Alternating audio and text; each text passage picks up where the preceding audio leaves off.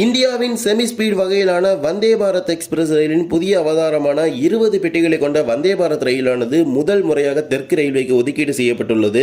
Integral coach factory ICF சென்னையில் உருவாக்கப்பட்ட 2 Vande Bharat express ரயில்களை தெற்கு ரயில்வே மண்டலத்திற்கு ஒதுக்குவதாக இந்திய ரயில்வே வாரியம் அறிவித்துள்ளது. மேலும் மண்டபம் பாம்பனிடையே புதிதாக அமைக்கப்பட்டுள்ள கடல்வழி ரயில்வே பாலத்தில் இன்றைய தினம் கமிஷனர் ஆஃப் ரயில்வே சேஃப்டி தலைமையில் சிஆர்எஸ் ஆய்வுகள் நிறைவடைந்திருக்கின்றது.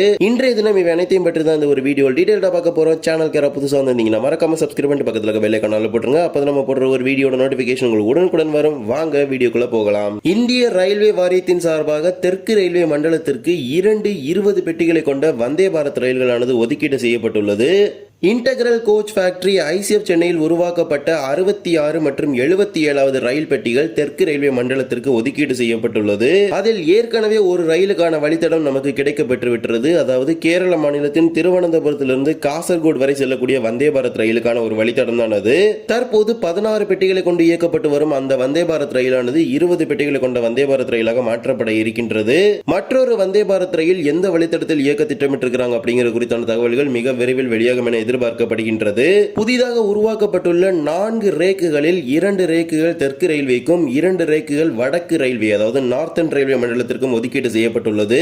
தெற்கு ரயில்வே மண்டலத்தை பொறுத்தவரை கேரள மாநிலம் மற்றும் தமிழ்நாடு மற்றும் கர்நாடக மாநிலத்தின் மங்களூரு பகுதிகளை உள்ளடக்கிதான் தெற்கு ரயில்வே இருக்கின்றது. இந்த பகுதிகளில் இயக்கப்படும் வந்தே பாரத் ரயில்களுக்கு தான் இந்த 20 பெட்டிகளை வழங்குவார்கள் என நம்ம பெரிதும் எதிர்பார்க்கலாம். ஏற்கனவே திருநெல்வேலி சென்னை எழும்பூர் இயக்கப்பட்டு வரும் வந்தே பாரத் ரயில் பெட்டிகளை 8லிருந்து 16 உயர்த்துவதற்கு பரிந்துரை செய்திருக்கிறாங்க. தற்போது புதிதாக 20 பெட்டிகளை கொண்ட வந்தே பாரத் ரயில்கள் தெற்கு ரயில்வேக்கு ஒதுக்கீடு செய்யப்பட்டுள்ளது.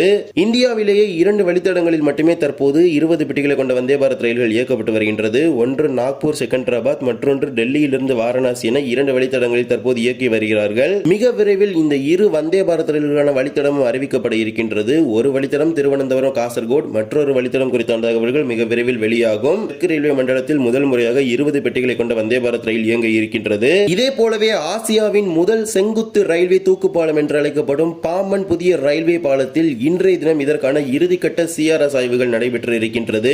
Commissioner of railway safety southern circle A N Chowdhury தலைமையில் இதற்கான ஆய்வுகள் நேற்றைய தினம் நவம்பர் 13 மற்றும் இன்று நவம்பர் 14 ஆகிய 2 தினங்களில் நடைபெற்றுள்ளது. நேற்றைய தினம் பாலத்தின் அனைத்து பகுதிகளிலும் இதற்கான ஆய்வுகள் நடத்தப்பட்ட நிலையில் இன்றைய தினம் அதிவேக ஆய்வானது மண்டபம் பாம்பன் இடையே மீண்டும் பாம்பன் மண்டபம் இடையே நடத்தப்பட்டுள்ளது. பாம்பன் புதிய ரயில்வே பாலத்தில் சுமார் 80 கிலோமீட்டர் வேகத்தில் இதற்கான ஆய்வுகளானது நடத்தப்பட்டுள்ளது.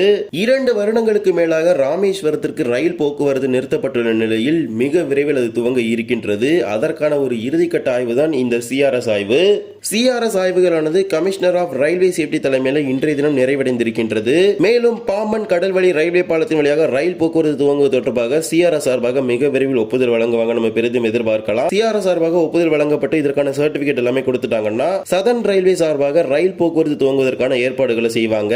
மேலும் புதிய பாம்பன் ரயில்வே பாலத்தை பிரதமர் நரேந்திர மோடி அவர்கள் துவங்கி வைக்க இருக்கிறார். அதற்கான தேதிகளையும் தெற்கு ரயில்வே சார்பாக மிக விரைவில் வெளியிடுவாங்க நம்ம எதிர்பார்க்கலாம். தற்போது ராமேஸ்வரம் ரயில் நிலையத்தில் மறுசீரமைப்பு பணிகள் நடைபெற்றுக் கொண்டிருக்கின்றது. அந்த பணிகள் ஒருபுறம் இருக்க தற்போது பாம்பன் ரயில்வே பாலம் முழுவதும் ரயில்களை இயக்குவதற்கு தயார் நிலையில் உள்ளது. எனவே மிக விரைவில் அதாவது இன்னும் ஓரிரு வாரங்களில் கூட ரயில் போக்குவரத்து துவங்குவதற்கான வாய்ப்புகள் இருக்கின்றது. ஏனென்றால் சிஆர்எஸ் சார்பாக இதற்கான ஆய்வறிக்கை சமர்ப்பிக்கப்பட்டு இதற்கான ஒப்புதல் வழங்கிட்டாங்கன்னா ரயில் போக்குவரத்து தெற்கு ரயில்வே சார்பாக துவங்கிடுவாங்க.